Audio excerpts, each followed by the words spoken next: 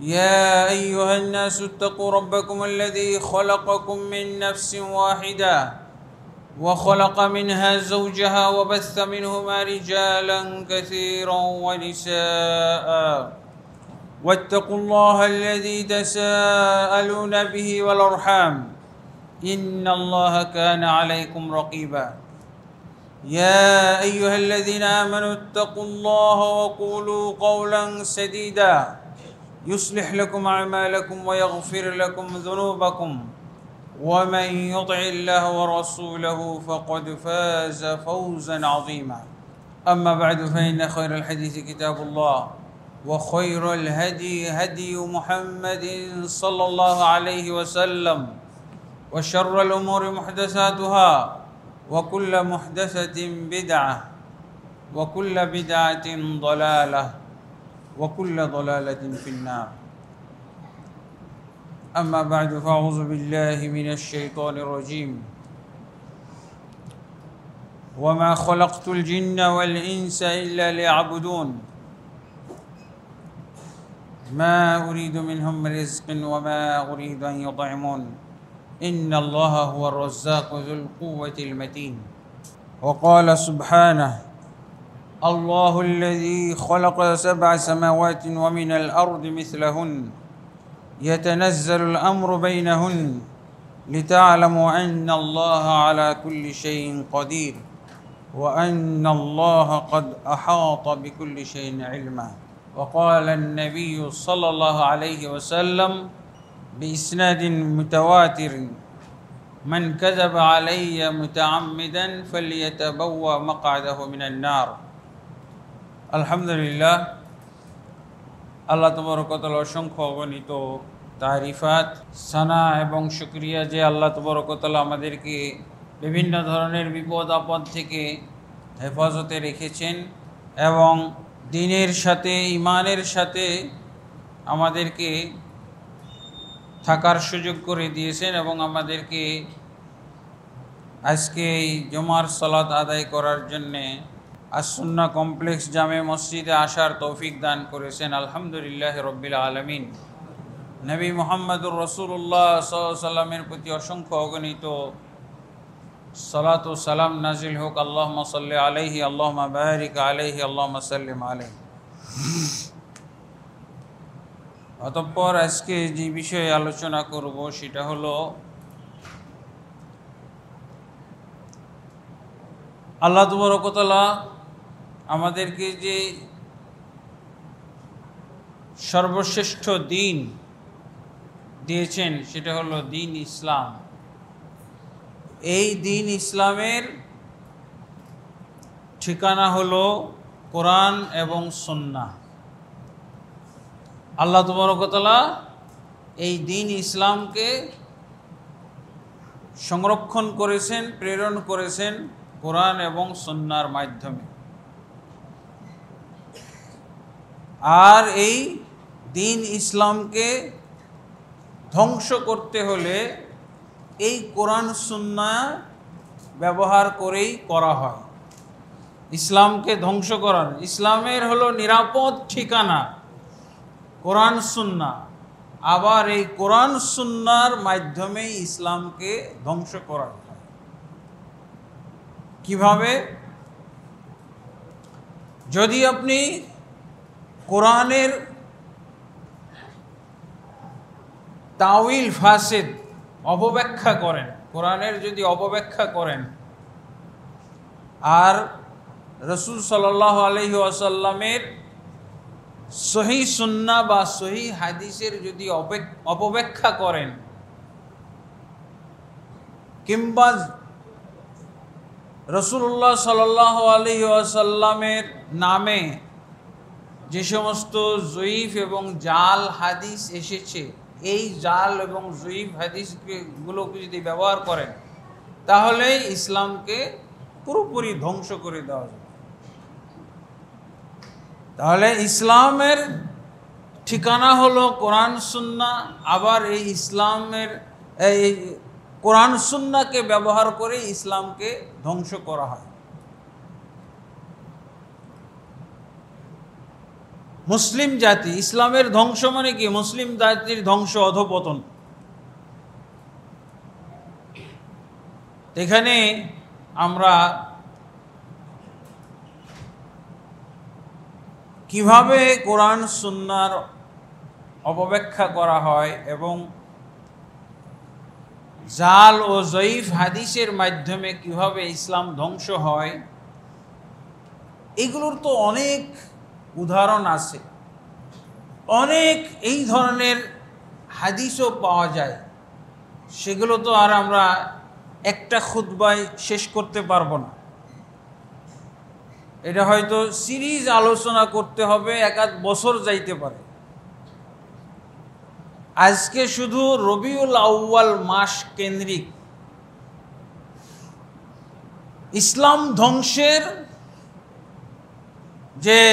ইসলাম ধ্বংসের ক্ষেত্রে যে কোরআন হাদিসের অপব্যাখ্যা করা হয়, সেই বিষয়ে কিছু আলোচনা করব ইনশাআল্লাহ। এই রবিউল আউয়াল মাস, এই মাসে আমরা যদি কোরআন এবং হাদিস থেকে কিছু খুঁজতে যাই, যেমনভাবে আমি খুঁজে পেয়েছি মুহররমের ফজিলত, যেমনভাবে আমি খুঁজে পাই শাবানের ফজিলত, যেমনভাবে আমি খুঁজে পাই জিলহজ মাসের ফজিলত, রমজানের ফজিলত, এইরকম যদি আপনি খুঁজতে যান, রবিউল আউয়াল মাসের বিশেষ কোনো ফজিলত একেবারে জিরো, নাই।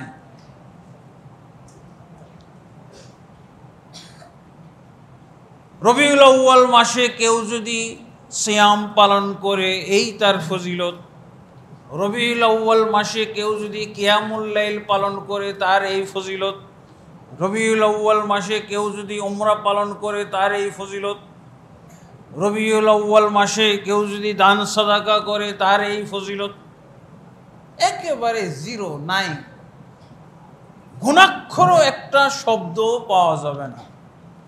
কিন্তু কোরআনের অপব্যাখ্যার মাধ্যমে এবং রাসূল সাল্লাল্লাহু আলাইহি সাল্লামের সুন্নাহর অপব্যাখ্যার মাধ্যমে কি পাওয়া যায়? এই মাসটাই হলো সর্বশ্রেষ্ঠ মাস। আর এই মাসের মধ্যে বিশেষভাবে যে রবিউল আউয়ালের 12 তারিখ আছে, এই 12 তারিখের যে রাতটা, এই তারা ধারণা করে যে রাসূলুল্লাহ সাল্লাল্লাহু আলাইহি সাল্লামের জন্মের তারিখ, এটা জন্মের তারিখ। এই জন্য তারা এই তারিখকে কেন্দ্র করে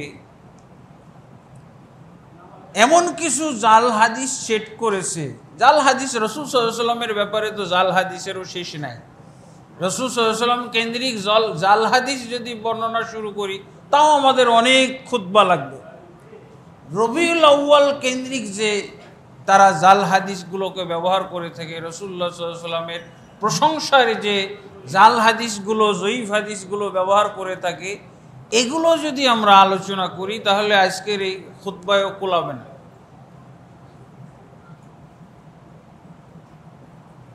একটা জাল হাদিস হলো, যেমন প্রসিদ্ধ, যেই হাদিসটাকে কেন্দ্র করে পুরা ইসলামকেই ধ্বংস করে দেওয়া হয়েছে। একটা রবিউল আউয়াল মাসে যেই একটা জাল হাদিসের উপরে আমল করা হয়, এই হাদিসের মাধ্যমে ইসলামের কিছুই বাকি রাখা হয় নাই, সমূলে ধ্বংস করে দেওয়া হয়েছে। তারপরও তারা খুশি। দেখেন রাস্তাঘাটে গতকালকে কিভাবে ফুটপাত, রাস্তাঘাট একেবারে আকাশ বাতাস সব মুখরিত করে দিয়েছে আনন্দের ঠেলায়, আনন্দ ফুর্তি।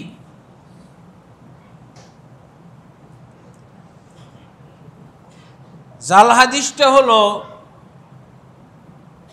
লাউলাকা লামা খালাকতুল আফলাক। এই জাল হাদিসটা কি? লাউলাকা লামা খালাকতুল আফলাক। একটা হাদিসে কুদসি। হাদিসে কুদসি হলো সরাসরি আল্লাহ তাবারক ওয়া তাআলার কাছ থেকে যে হাদিস বর্ণনা করা হয়। তো মুহাম্মদ সাল্লাল্লাহু আলাইহি ওয়াসাল্লাম আল্লাহ রসুল সাল্লাল্লাহু আলাইহি ওয়াসাল্লাম তিনি আল্লাহর কাছ থেকে বর্ণনা করছেন হাদিসটা কি, লাউলা কালামা খালাকতুল আফলাক, হে রসুল আমি যদি আপনাকে সৃষ্টি না করতাম তাহলে আমি জগৎ সৃষ্টি করতাম না, জগৎ সৃষ্টি করতাম না। এটা হলো এই জাল হাদিসের বক্তব্য। আল্লাহ রসুল সাল্লাল্লাহু আলাইহি ওয়াসাল্লামের জন্যই তাহলে আল্লাহ কি করছেন, এই জগৎটাকে সৃষ্টি করছেন। আসমান জমিন পাহাড় পর্বত নদী নালা যত কিছু আছে সব কিছু কি জন্য সৃষ্টি করেছেন, রাসূলুল্লাহ সাল্লাল্লাহু আলাইহি ওয়াসাল্লামের জন্য। রাসূলুল্লাহ সাল্লাল্লাহু আলাইহি ওয়াসাল্লাম না হলে এগুলো কিছুই আমরা দেখতাম না, পাইতাম না। এটা কোনো সহিহ হাদিসের গ্রন্থে পাওয়া যায় না। এটাকে যারাই জাল হাদিসের সংকলন লিখেছেন, জাল হাদিসের উপরে কিতাব সংকলন করেছেন, তাদের কিতাবেই পাওয়া যাবে। আল্লামা শৌকানি রহমতুল্লাহ আলাই আল ফাওয়াইদুল মাজমুআ ফিল আহাদিসিল মাওযুআ এর মধ্যে নিয়ে এসেছেন এটা জাল হাদিস। তারপরে হাদিস বর্তমান যুগে যে হাদিস বিশারদ, হাদিসের পণ্ডিত আল্লামা নাসিরউদ্দিন আলবানী রাহিমাহুল্লাহ, তিনিও এটাকে জাল হাদিস বলছেন। এবং জাল হাদিসের কিছু নিদর্শন আছে, সেই নিদর্শনের সাথে মিলেও যায়। জাল হাদিসের নিদর্শন কিছু মানে মোটা নিদর্শন, যে কেউ বুঝবে। জাল হাদিসের এমন নিদর্শন এবং সুন্দর কতগুলো নিদর্শন আছে, তার মাধ্যমে যে কোনো ব্যক্তি নিরক্ষর জাহেল মূর্খ হইলেও বুঝবে কি কোরআন বিরোধী হবে। জাল হাদিসে হওয়ার নিদর্শন কি, কোরআন বিরোধী হবে, সহিহ হাদিস বিরোধী হবে। এই আলামতটা কার কাছে প্রকাশিত না, কে বুঝবে না? এই জাল হাদিসের বক্তব্য হলো যে আল্লাহ তাবারক ওয়া তাআলা রাসূলের জন্য কি বানাইছেন, আসমান জমিন এবং এর মধ্যে যা কিছু আছে সবই বানাইছেন কি জন্য, রাসূলের জন্য, মুহাম্মদ সাল্লাল্লাহু আলাইহি ওয়াসাল্লামের জন্য। অথচ আমরা কোরআনে কি পাই, সূরা আয-যারিয়াতের 56 নম্বর আয়াত সবার মুখস্থ, কিন্তু এই আয়াতের সাথে এই জাল হাদিসকে কখনো মিলিয়ে দেখে না। আয়াতে কি বলা হয়েছে, ওয়ামা খালাকতুল জিন্না ওয়াল ইনসা ইল্লা লিয়াবুদুন, আমি জিন এবং ইনসান সৃষ্টি করেছি শুধু আমার ইবাদতের জন্য। আল্লাহ কি বলছেন, জিন ইনসানকে সৃষ্টি করেছেন কি জন্য, আল্লাহ তার ইবাদতের জন্য সৃষ্টি করেছেন। তারপরে সূরা বাকারার 22 নম্বর আয়াতে কি পাওয়া যায়, আল্লাযী জাআলা লাকুমুল আরদা ফিরাশান ওয়াস সামাআ বিনাআন ওয়া আনজালা মিনাস সামাই মাআন ফাআখরাজা বিহি মিনাস সামারাতি রিজকান লাকুম ফালা তাজআলু লিল্লাহি আনদাদা ওয়া আনতুম তা'লামুন। সেই জাত পাক আল্লাহ যিনি তোমাদের জন্য জমিনকে বিছানার মতো বিছিয়ে দিয়েছেন এবং আসমানকে তোমাদের জন্য ছাদ স্বরূপ তিনি স্থাপন করেছেন, আর সেই আসমান থেকে বৃষ্টি বর্ষণের মাধ্যমে তোমাদেরকে শস্য ফসল উৎপাদনের ব্যবস্থা করেন, ফল ফ্রুট আমরা এর মাধ্যমে উৎপাদন করে থাকি। কেন এটা, এই আসমান জমিন আমাদের জন্য আল্লাহ বানাইলেন, সে আসমান থেকে এবং জমিন থেকে আমাদের শস্য ফসল ফল ফলাদির যে ব্যবস্থা করেন, কেন, যাতে করে আমরা একমাত্র আল্লাহর ইবাদত করি, তার সাথে কাউকেও শরীক না করি। কি বুঝলেন? এই জাল হাদিসের সাথে এই দুইটা আয়াত মিলে, হ্যাঁ, এই জাল হাদিসের বক্তব্য হলো যে আল্লাহ সব যত সৃষ্টি আছে সমস্ত মাখলুকাত সৃষ্টি করেছেন কার জন্য? রাসূলের জন্য, মুহাম্মদ সাল্লাল্লাহু আলাইহি ওয়াসাল্লামের জন্য। আল্লাহর জন্য কি করলেন? আল্লাহর জন্য আল্লাহ কিছু করলেন না। কোরআনের তথ্য হলো, কোরআনের যে সংবাদ, কোরআনের মাধ্যমে আল্লাহ যেটা আমাদেরকে জানাইলেন যে আসমান জমিন এবং আসমান জমিনের মধ্যে যা কিছু আছে সব কিছু আল্লাহ তাবারক ওয়া তাআলা সৃষ্টি করেছেন কি জন্য? একমাত্র তার ইবাদত করার জন্য এবং তার সাথে যাতে কাউকে শরীক না করা হয়। অথচ মুহাম্মদ সাল্লাল্লাহু আলাইহি ওয়াসাল্লামকেই আল্লাহর সাথে শরীক করে দেওয়া হলো, বরং আল্লাহকেই নিশ্চিহ্ন করে দেওয়া হলো, আল্লাহর স্বার্থটাকেই বিলীন করে দেওয়া হলো। আল্লাহ যে আল্লাহর জন্য সৃষ্টি করেছেন এই কথাটা বোঝা যায় এই জাল হাদিসের মাধ্যমে। এই জাল হাদিসটাই তাদেরকে বানরের মতো নাচাই নিয়ে বেড়াইতেছে। গতকালকে নাচাইছে দেখছেন, এক জাল হাদিসে কিভাবে রাস্তাঘাট, ফুটপাত, আবর্জনা, কোনো বাস বিচার নাই, সব জায়গায় হয়ে হয়ে করে বেড়াইছে। এক জাল হাদিসে কিভাবে তাদেরকে এইরকম নাচিয়ে নিয়ে বেড়াইতেছে। লা হাওলা ওয়ালা কুওয়াতা ইল্লা বিল্লাহ। বলেন এই একটা জাল হাদিস, একটা জাল হাদিসের মাধ্যমে ইসলাম ধ্বংস হয়ে গেল না? ইসলাম ধ্বংস, ইসলামের আর কি খুঁজে পাচ্ছেন আপনি? তারপরও তো এই জাল হাদিসের ব্যাখ্যা যদি তাদের শুনেন, আপনারা আজকে থেকে ব্যাখ্যা শোনা শুরু করবেন। বড় বড় হুজুর যারা মিলাদ পার্টি হুজুর, মিলাদের মুফতি, এদের ব্যাখ্যাগুলো হাদিস জাল আর ব্যাখ্যা কত দার্শনিক পণ্ডিতি ব্যাখ্যা। হাদিস জাল আর ব্যাখ্যা পণ্ডিতি।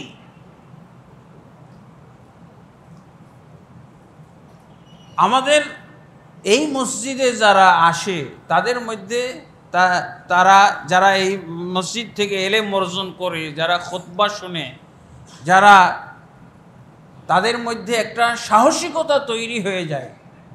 কি সাহসিকতা? যে কোরআনের বিপরীতে যত বড় হুজুর হোক কানা করিয়া মূল্য নাই। এরা বলছে এত বড় হুজুর,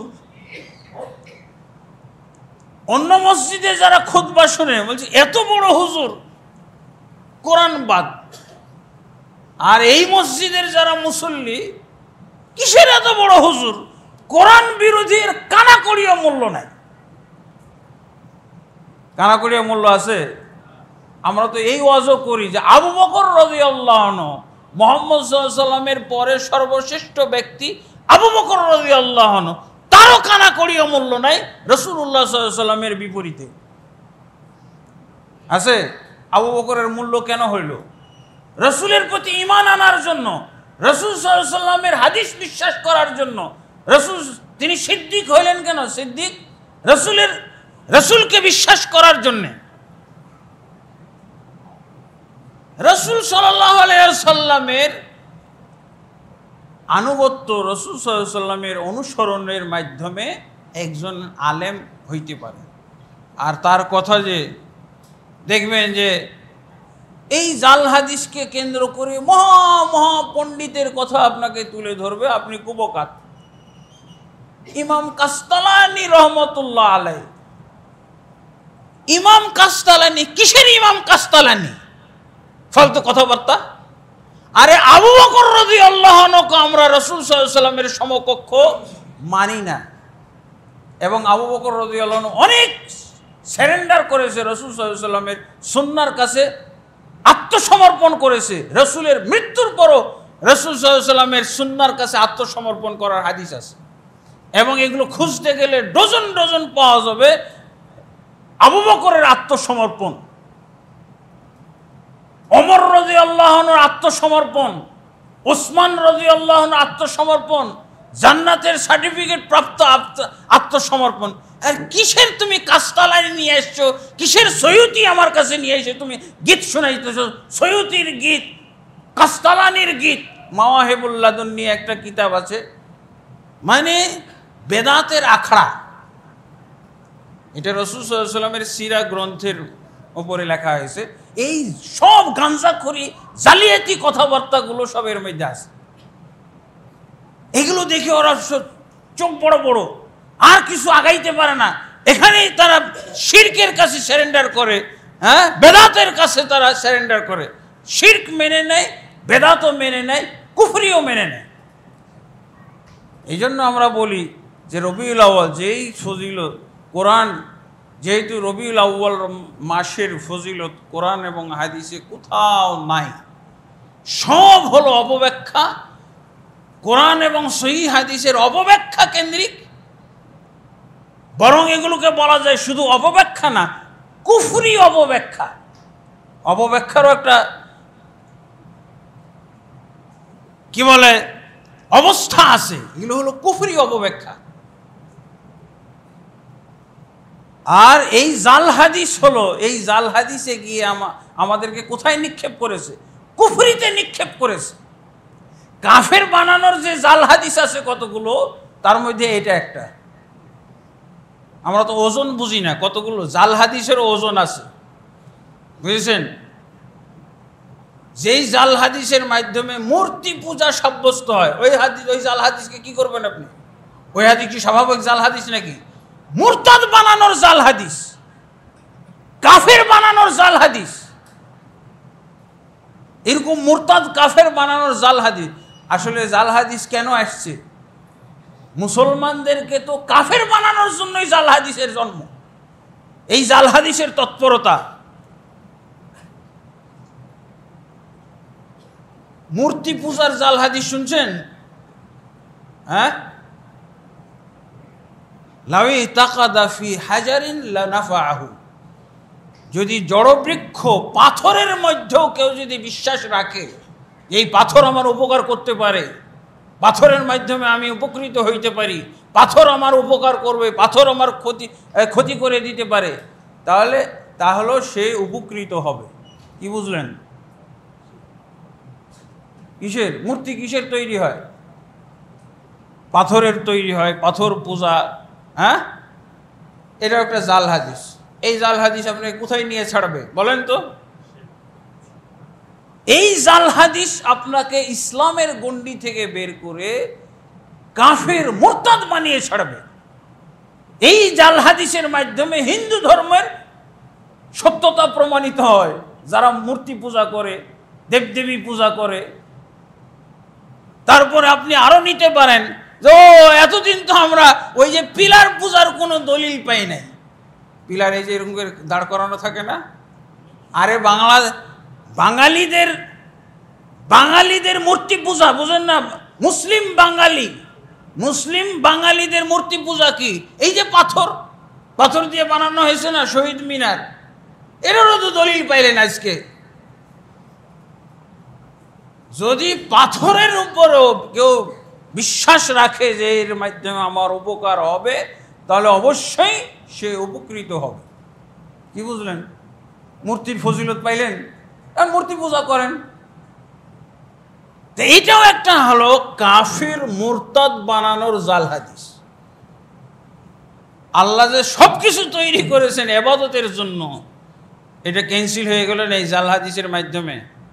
আমরা তো রাসূলুল্লাহ সাল্লাল্লাহু আলাইহি ওয়াসাল্লামের ক্ষেত্রে যেটা সহিহ হাদিস পাইছি, সেই সহিহ হাদিস অনুযায়ী বিশ্বাস করি যে রাসূল সাল্লাল্লাহু আলাইহি ওয়াসাল্লাম হলেন শ্রেষ্ঠ, সমস্ত মাখলুকাতের মধ্যে শ্রেষ্ঠ।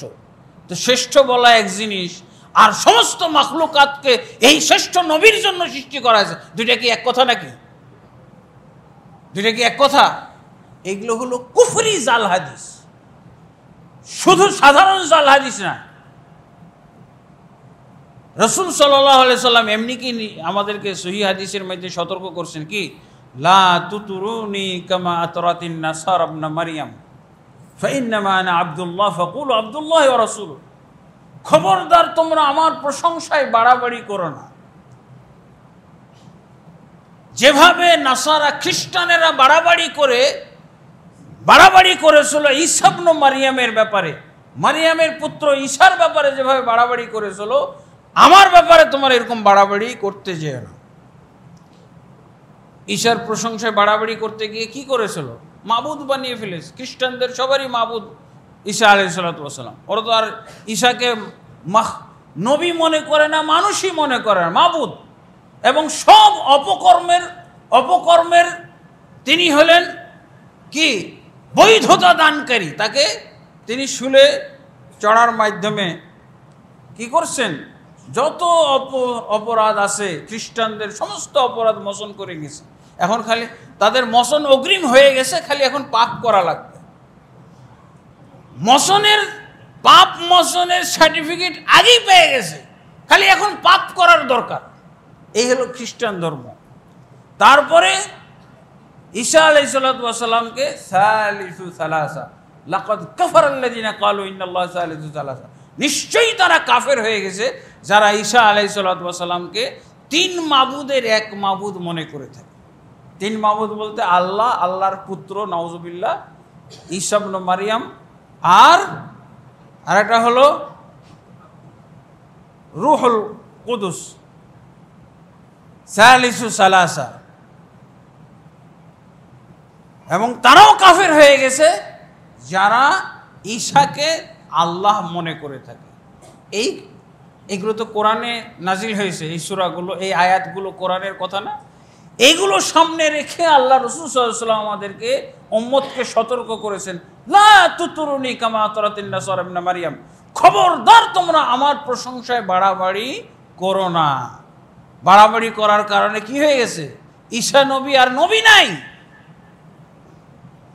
তাদের কাছে এখন ঈসা মাবুদ হয়ে গেছে। সালিসু সালাসা, তিন মাবুদের এক মাবুদ, নাউজুবিল্লাহ। মারিয়ামকেও তারা মাবুদ মনে করে থাকে। এই জন্য আল্লাহ রাসূল সাল্লাল্লাহু আলাইহি ওয়াসাল্লাম তার প্রশংসায় বাড়াবাড়ি করতে নিষেধ করেছেন। সাহাবায়ে কেরাম একদিন আল্লাহ রসুলের কাছে আসলেন, ইয়া রাসূলুল্লাহ, এবং তারা বলাবলি করলেন যে এই মুনাফিকটা আমাদেরকে খুব কষ্ট দেয়।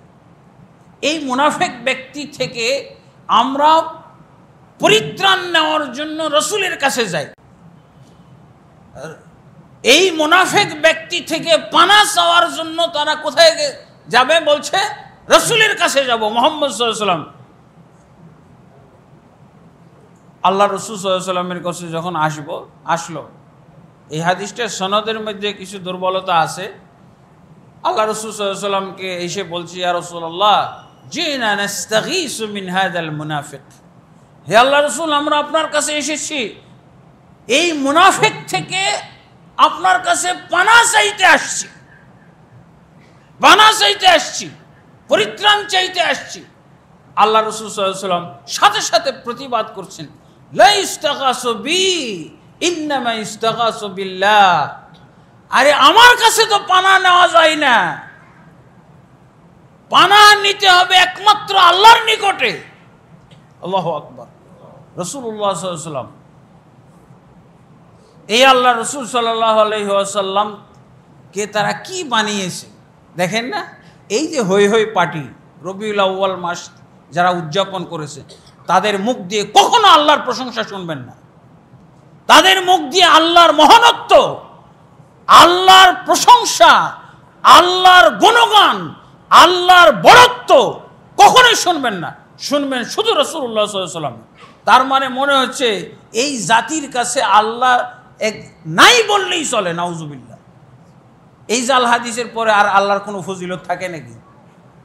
আল্লাহর কোনো ফজিলত আছে বলেন? এই জাল হাদিস দিয়েই তো সাব্যস্ত করা যায় আল্লাহর কোনো ফজিলতই নাই, আল্লাহর কোনো কামই নাই। আমার আল্লাহকে চেনার, আল্লাহকে জানার, আল্লাহকে বুঝার আমার কোনো কামই নাই। বলেন এই জাল হাদিসের নির্দেশনা এটাই না? লাউলা কালামা, এবং তাই করে তারা।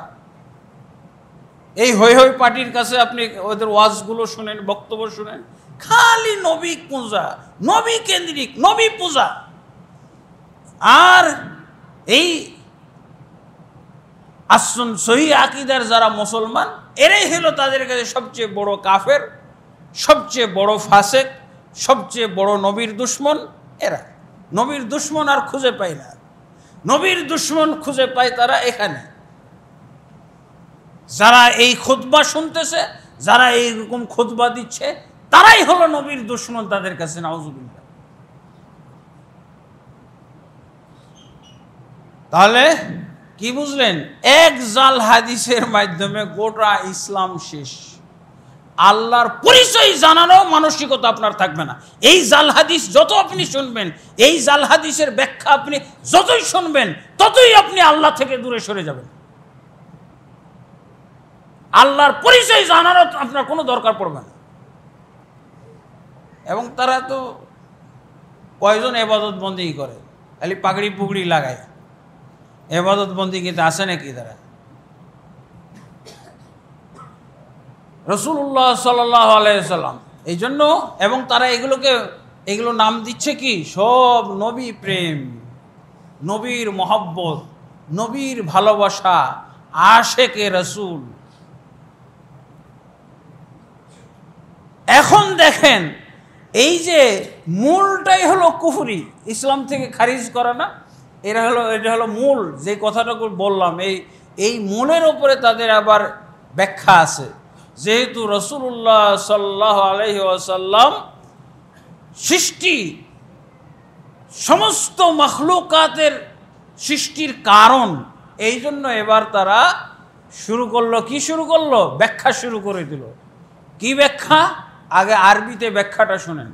আরবিতে দেখবেন, আপনারা বুঝেন আর না বুঝেন, অনেকে পড়তেও পারে না। আরবি কি বাংলায় লিখলে পড়া যায়? একটা ওয়াল রাইটিং দেখেন না, সাইয়্যিদুল আয়াত, পড়ছেন আপনারা? ওরে মনে হয়েছে এটা কোন ওয়াহির শব্দ, এটা মনে হয় কোন কোরআনের শব্দ মনে হয়।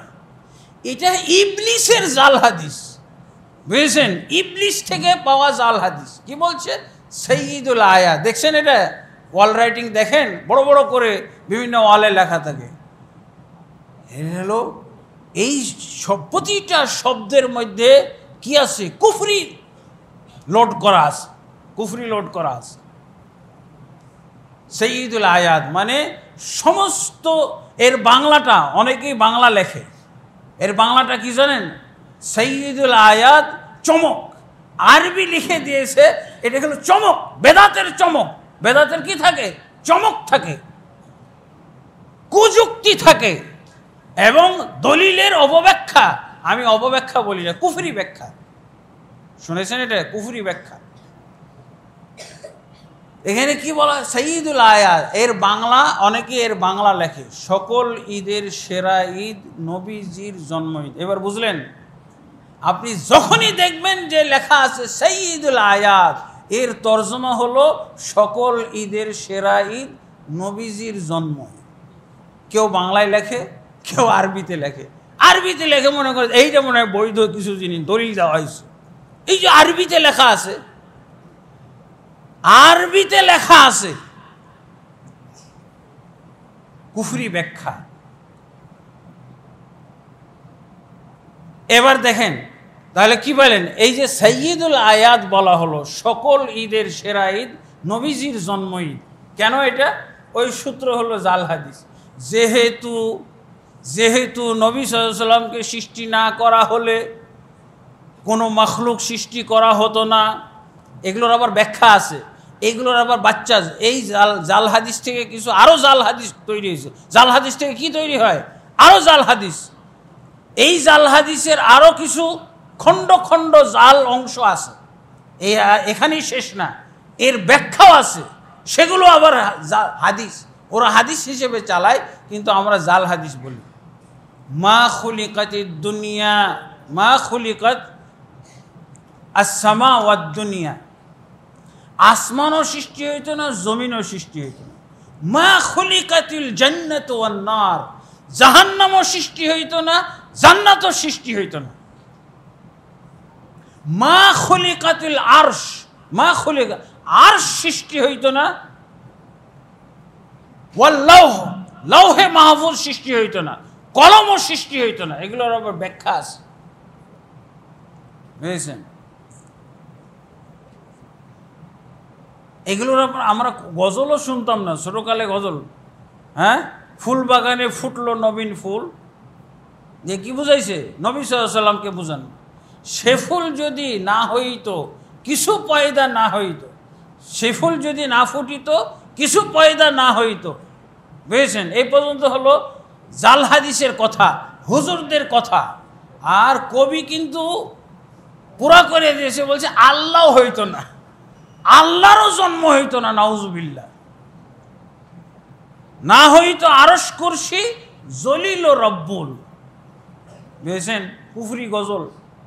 আমরা তো গজল শুনলেই কান পেতে শুনি, হ্যাঁ মজা লাগতেছে, কিন্তু কুফরি কথা যে আপনার কান দিয়ে ঢুকে গেল ব্রেনে, এইটা আপনি খেয়াল করলেন না। না হইতো আরশ কুরসি জলিল ও রব্বুল। জলিল মানে আল্লাহ জলিল, আমরা বলি না, জলিল ও রব্বুল, রব্বুলও তৈরি, আল্লাহ রবও তৈরি হইতো না, নাউজুবিল্লাহ। তার মানে কি বুঝাইতে চাইল? যে আল্লাহ সৃষ্টি হয়েছে মুহাম্মদ সাল্লাল্লাহু আলাইহি ওয়াসাল্লাম থেকে।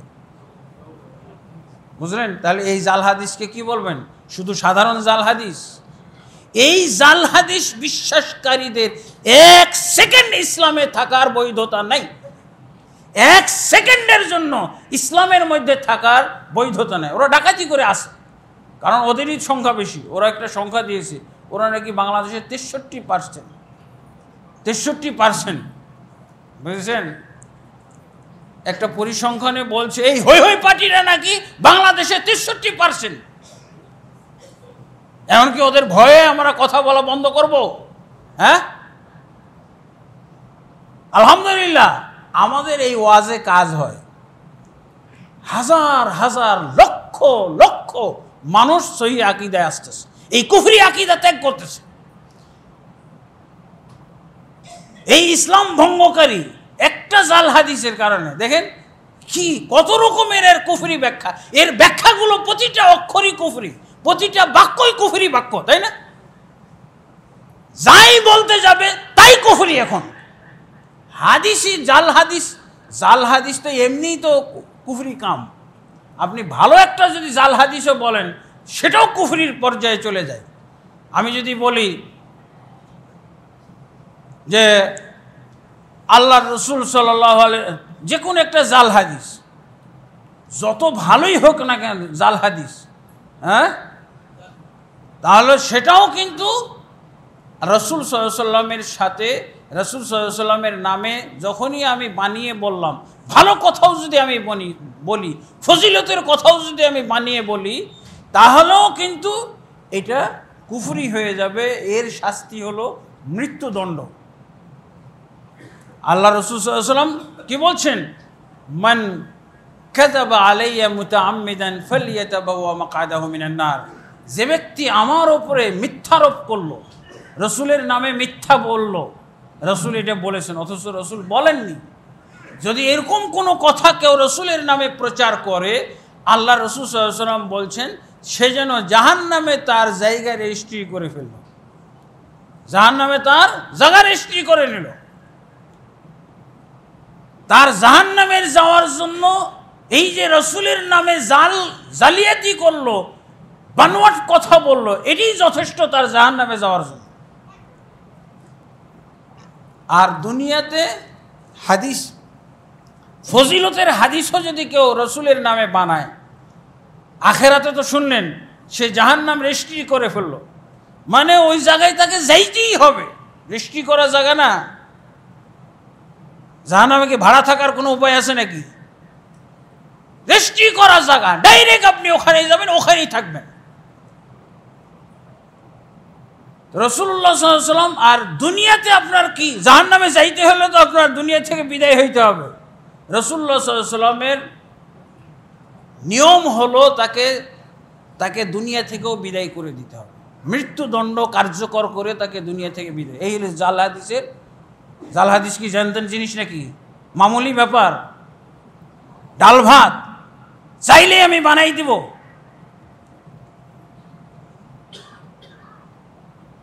লুবাবুন নকুল ফি আসবাবিন নজুল, সাবাব উরুদিল হাদিস, একটা গ্রন্থ আছে ইমাম সুয়ুতি রহমতুল্লাহ আলাই, ইমাম সুয়ুতি রহমতুল্লাহ আলাইয়ের একটা গ্রন্থ আছে, সেটা হলো আসবাব উরুদিল হাদিস।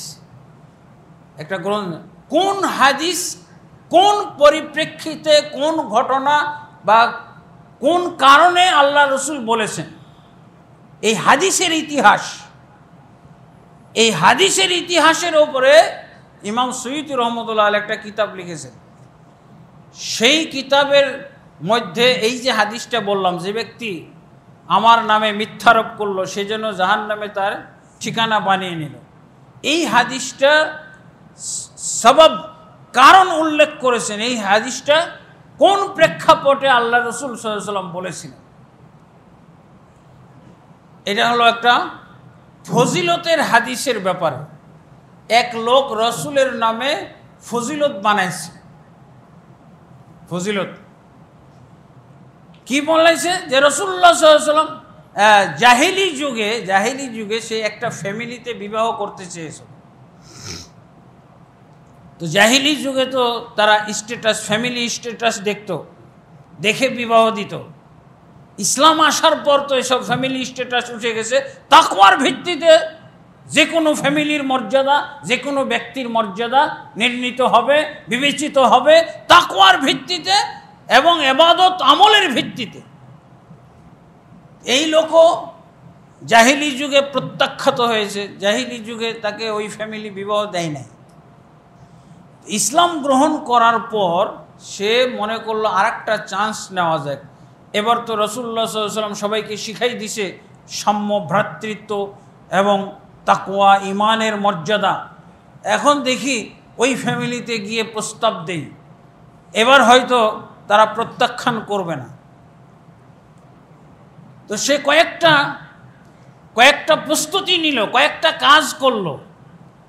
শুধু রসুলের নামে রসুলের নামে বানানোর জন্য কিছু সে ব্যবস্থা গ্রহণ করলো। কি? এক সেট সুন্দর পোশাক কিনল, সেই পোশাক পরল। তারপরে সে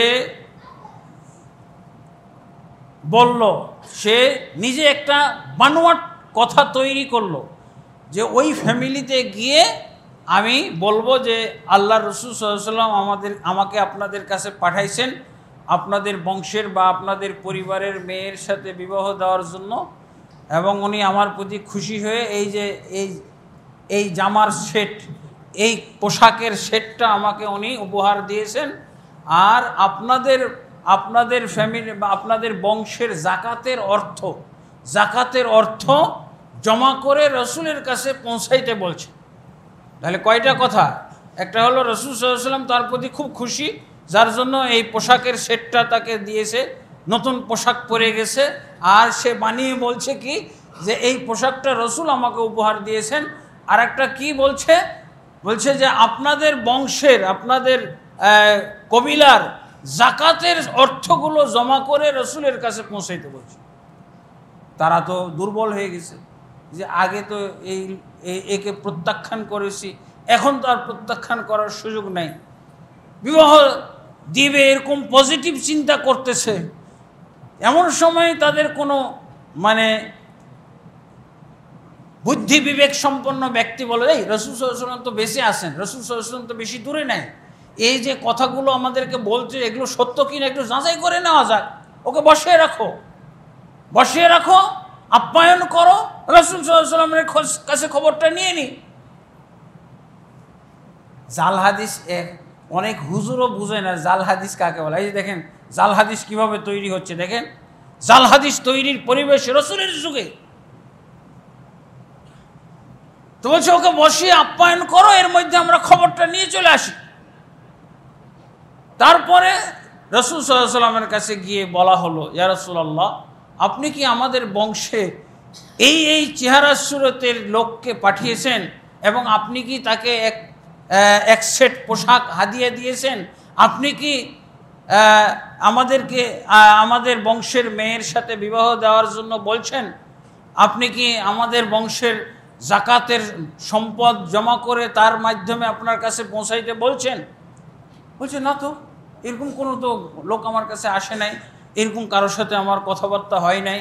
এটি কে? বলছে হ্যাঁ, ও তো আমাদের মাঝে এখনো বসা, আমরা যাচাই করতে এসেছি। তো বলছে কথা সত্য? যে কথা সত্য সেই লোক আমাদের মাঝে। আল্লাহ রসুল সাল্লাল্লাহু আলাইহি ওয়াসাল্লাম আলী রাদিয়াল্লাহু আনহুকে এবং তার সাথে আর একজন, কাকে নামটা আমি ভুলে গেছি এই মুহূর্তে, আলী রাদিয়াল্লাহু আনহুকে আর একজন সাথী দিয়ে এই লোকের সাথে পাঠিয়ে দিলেন। পাঠিয়ে কি বললেন যে এই লোকটাকে তোমরা পুড়িয়ে হত্যা করবে, আমি জীবিত, আমার নামে সে মিথ্যাচার শুরু করেছে।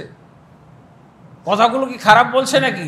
জাকাতের মাল সংগ্রহ করে আর রসুলের কাছে পৌঁছানো খারাপ কাজ নাকি? এটা তো ভালো জিনিস। কিন্তু রসুল যেখানে বলেননি সেটা কিভাবে ভালো হইতে পারে? জাকাত আদায় করা তো ভালো, আমাদের সরকারও তো এখন জাকাত আদায় করে না, দায়িত্ব নেয় না, ট্যাক্স নেয়। ও তো ভালো কাজের একটা প্রস্তাব নিয়ে গেছে। রসুল সাল্লাল্লাহু আলাইহি ওয়াসাল্লামের একটা রাষ্ট্রের সে সেবা করতে চায়, কিন্তু এটাও তো রসুলের নামে জালিয়াতি হলো না? যদিও ভালো কাজ, কিন্তু রসুলের নামে জালিয়াতি কিনা? রাসূলুল্লাহ সাল্লাল্লাহু আলাইহি ওয়াসাল্লাম আলী রাদিয়াল্লাহু আনহুকে পাঠিয়ে দিলেন আর একজন সহযোগীর সাথে, তারও নামটা আছে। তারপরে বললেন, এরপর আল্লাহ রসুল সাল্লাল্লাহু আলাইহি ওয়াসাল্লাম আরেকটা কথা বললেন, যদি তাকে জীবিত পাও তাহলে তোমরা পুড়িয়ে হত্যা করবে তাকে, সম্ভবত তাকে জীবিত পাবে না। এই কথাটাও বলছিলেন, সম্ভবত তাকে জীবিত পাওয়া যাবে না, এই কথাটাও আবার বলে দিয়েছেন। তো দেখা গেল আলী রাদিয়াল্লাহু আনহু যখন তাদের এই বংশের মধ্যে আসলেন, এসে দেখা গেল ও একটু হাঁটাচলা করতে গিয়ে সাপের কামড়ে বা বিচ্ছুর দংশনে সে মৃত্যুবরণ করেছে, পড়ে আছে, ওই বংশের মধ্যেই পড়ে আছে।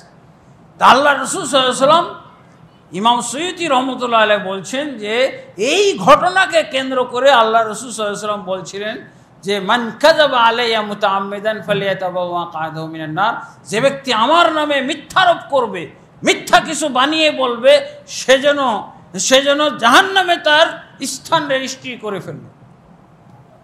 আল্লাহ রসুল সাল্লাল্লাহু আলাইহি ওয়াসাল্লাম তাহলে, আর এই ঘটনার থেকে বোঝা যায় যে তাহলে হাদিস জালকারী ব্যক্তিদের শাস্তি কি মৃত্যুদণ্ড না? তাহলে যদি 63% এরকম হয়, রসুল সাল্লাল্লাহু আলাইহি ওয়াসাল্লামের নামে এই জাল হাদিসের উপরে যারা জীবনযাপন করে, যাদের ধর্মকর্ম রসুল সাল্লাল্লাহু আলাইহি ওয়াসাল্লামের এই হাদিস অনুযায়ী, রসুলের নিয়ম অনুযায়ী যদি মৃত্যুদণ্ড কার্যকর করা যায়, তাহলে তো সাথে সাথে সে বাংলাদেশ কি হয়ে গেল? সুখী সমৃদ্ধ দেশ হয়ে গেল না? লা হাওলা ওয়ালা কুওয়াতা, হওয়া উচিত। ইমাম সুয়ুতি রহমতুল্লাহ আলাইহি, যদিও তার কিতাবের মধ্যে অনেক ঝামেলা আছে, বুঝেছেন, তার কিতাব এই যে এই মিলাদওয়ালারা মিলাদ কিয়ামের দলিলগুলো আল হাওয়ি ফিল ফাতাওয়ি ইমাম সুয়ুতির কিতাব থেকে নেওয়া হয়। জয়ীফ জাল হাব্বা ওয়া দাব্বা বলা হয় যে ইমাম সুয়ুতির এমন একজন লেখক, এমন একজন আলেম যে ওনার কাছে সহি জয়ীফ জাল বানোয়াট সব পাওয়া যাবে, ইমানের কথা পাওয়া যাবে, বেঈমানি কথাও পাওয়া যাবে, সব কথাই পাওয়া যাবে। এই জন্য বাস বিচার করে নেওয়া হবে। তাকে বলা হয় হাতিবুল লাইল। মুহাক্কিক আলেমরা বলছেন যে ইমাম সুয়ুতি একজন হলে রাত্রে লাকড়ি কুড়া লোকের মতো। রাত্রিবেলায় যদি লাকড়ি কুড়ান তো কি কুড়াবেন আপনি? লাকড়ি মনে করে হয়তো সাপও ধরে ফেলতে পারেন, তখন শেষ, আপনার জীবনটাই শেষ। লাকড়ি মনে করে হয়তো পায়খানাও আপনি কুড়িয়ে ফেলতে পারেন, শুকনা পায়খানা লম্বা লম্বা হয়ে পড়ে আছে, পশু পাখির কত পায়খানা পড়ে থাকে না জঙ্গলের মধ্যে, আপনি তো লাকড়ি। ওনাকে বলা হয়েছে হাতিবুল লাইল, উনি রাত্রিবেলা অন্ধকারে লাকড়ি কুড়ানোর মতো। এই জন্য ওনার কিতাব, অনেক বড় বড় কিতাব লিখছেন। তাহাকিক করতে গেলে, একটা হাদিসে তাহাকিক করতে গেলে সারাদিন লেগে যেতে পারে। আল্লামা আলবানী রহমতুল্লাহ আলাইহি বলছেন, আমি একটা হাদিসের তাহাকিক করতে গিয়ে 300 কিতাব পড়েছি। আল্লাহু আকবার, 300 হাদিসের কিতাব পড়েছেন একটা হাদিস যাচাই করার জন্য। এত সময় আছে? এগুলো নিয়ে নাচানাচি করে তারা। ইমাম সুয়ুতির লেখা, কাস্তালানির লেখা। আর আমরা কি বললাম যে কোরআনের সাথে গরমিল হলে কোরআনের সাথে সাংঘর্ষিক হলে, রাসূলের সহিহ হাদিসের সাথে সাংঘর্ষিক হলে সেই কথা ছুঁড়ে ফেলতে, ড্রেনে নিক্ষেপ করতে এই আস-সুন্নাহ কমপ্লেক্সের, এই জামে মসজিদের মুসল্লিদের এক সেকেন্ডও চিন্তা করতে হবে না, এক সেকেন্ডও চিন্তা করতে হবে না। আর ওরা সব কুবকাত, এত বড় বড় হুজুর এটা বলছে, এত বড় বড় হুজুর, কানাকড়িও মূল্য নাই। গোটা বাংলাদেশের 63% বলা হয়, এদেরও কানাকড়িও মূল্য নাই। 63% কেন, গোটা বাংলাদেশে যদি এই লাউলাকা হাদিসের দিকে চলে যায় তো আমাদের যাওয়ার উপায় আছে? একজন হলো তাকেও এই হাদিসের বিরুদ্ধে থাকতে হবে। তারপরে আপনারা যে ব্যাখ্যাগুলো শুনবেন, একটা তো কুফরি ব্যাখ্যা শুনলেন, এই জাল হাদিস কি? কুফরি জাল হাদিস, কাফের বানানোর, মুরতাদ বানানোর জাল হাদিস। ব্যাখ্যাগুলো প্রত্যেকটা ব্যাখ্যাও মুরতাদ বানানোর ব্যাখ্যা। রাসূলুল্লাহ, তাহলে আয়াত, আর কোন কোন আয়াতকে অস্বীকার করা হয়?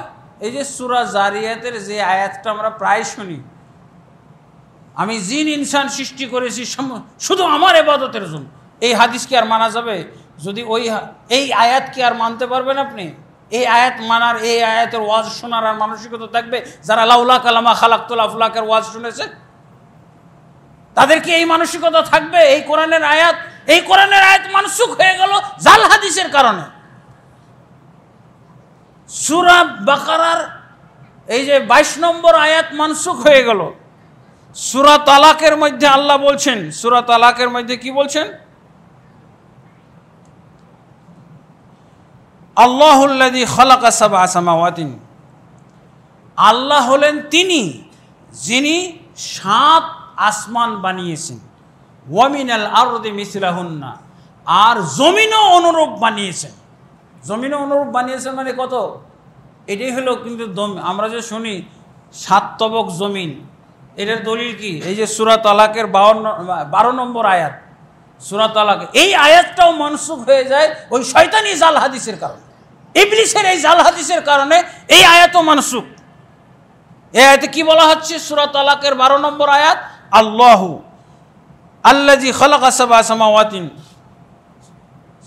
তিনি সেই আল্লাহ যিনি 7 আসমান বানিয়েছেন এবং জমিনও 7টি বানিয়েছেন। ইয়াতানাজ্জালুল আমরু বাইনাহুন্না, এই 7 আসমান আর 7 জমিনের মধ্যে কি হয়? আল্লাহর আদেশ নাজিল হয়। আল্লাহর আদেশ মানে এই তোমরা এই করো, ফেরেশতারা এই করো, পশু পাখি এই করো, জমিনের অধিবাসীরা এই করো, এই করো না, আসমানের অধিবাসীরা তোমরা এই করো না, আছে? তা আল্লাহ বলছেন যে এই আসমান, 7 আসমান আর 7 জমিনের মধ্যে কি আল্লাহ কি বাস্তবায়িত হয়? আল্লাহ যা কিছু আদেশ নিষেধ করে সেটা বাস্তবায়িত হয়। জাল হাদিসের কোনো পাত্তা আছে কিনা? ইশারা ইঙ্গিত পাওয়া যায়। লিতাআলামু আন্নাল্লাহ আলা কুল্লি শাইইন কাদির, যাতে করে তোমরা জানতে পারো আল্লাহ সব কিছুর উপরে অতি ক্ষমতাবান। ওয়া আন্নাল্লাহা ক্বাদ আহাতা বিকুল্লি শাইইন ইলমা, এবং নিশ্চয়ই আল্লাহ তাবারক ওয়া তাআলা সব কিছুকে তার ইলম দ্বারা বেষ্টন করে রেখেছেন। তার মানে ইবাদতের জন্য সৃষ্টি করেছেন, তাওহীদের জন্য সৃষ্টি করেছেন। আর এই আয়াতের মধ্যে তাওহীদুল আসমা ও সিফাতের অনেক আইটেম পাওয়া যায়। এই আয়াতের মধ্যে তাওহীদুল আসমা ও সিফাত চর্চা করার আল্লাহ ব্যবস্থা করেছেন, হ্যাঁ, আদেশ জারি করেছেন। তাহলে এই আয়াতগুলোকে আপনার অস্বীকার করতে হবে, বা আপনি মুখে স্বীকার করেন আর না করেন, অস্বীকার করা অনিবার্য। যখনই আপনি লাউলা কালামা খালাকতুল আফলাকে, এই কুফরি জাল হাদিস আপনি বিশ্বাস করলেন, তখন এই আয়াতগুলোর উপরে ঈমান আনার আর কোনো সুযোগ খোলা থাকে না, সব সুযোগ বন্ধ, আপনি আর পারবেন না। এরপরে এগুলোর ব্যাখ্যা শুনছেন তো? ব্যাখ্যাগুলো আরও ব্যাখ্যা আছে। ব্যাখ্যাগুলো বলে কি? অতএব যেহেতু আল্লাহর জন্য, নবীর জন্য সব কিছু সৃষ্টি হয়েছে, অতএব অতএব ইসলামে যা কিছু আছে সব কিছুর চাইতে উত্তম হলো নবীর জন্ম ঈদ। বোঝা গেছে? অতএব দিয়ে যেহেতু সেহেতু অতএব সুতরাং। কোরআন নাই, হাদিস নাই, কি আছে? যেহেতু আর সেহেতু আর অতএব সুতরাং। কি হয়ে গেল? সুতরাং রাসূল সাল্লাল্লাহু আলাইহি সাল্লামের জন্ম ঈদ হলো সব কিছুর চাইতে শ্রেষ্ঠ। ইসলামের যত আইটেম আছে সব কিছুর চাইতে। এবার তাদের ব্যাখ্যায় যায় শুনেন। নামাজের চাইতে উত্তম হলো ঈদে মিলাদুন্নবী। ব্যাখ্যা শুরু হয়েছে। কুফরি ব্যাখ্যার সিরিয়াল। কুফরি ব্যাখ্যার কি? হাদিস জাল। এই জাল হাদিস থেকে আপনি ভালো কিছু পাবেন নাকি? ভালো ব্যাখ্যা পাবেন? এবার সিরিয়াল শুরু হয়ে গেল কুফরি। কুফরি ওয়ান, ১ নম্বর কুফরি।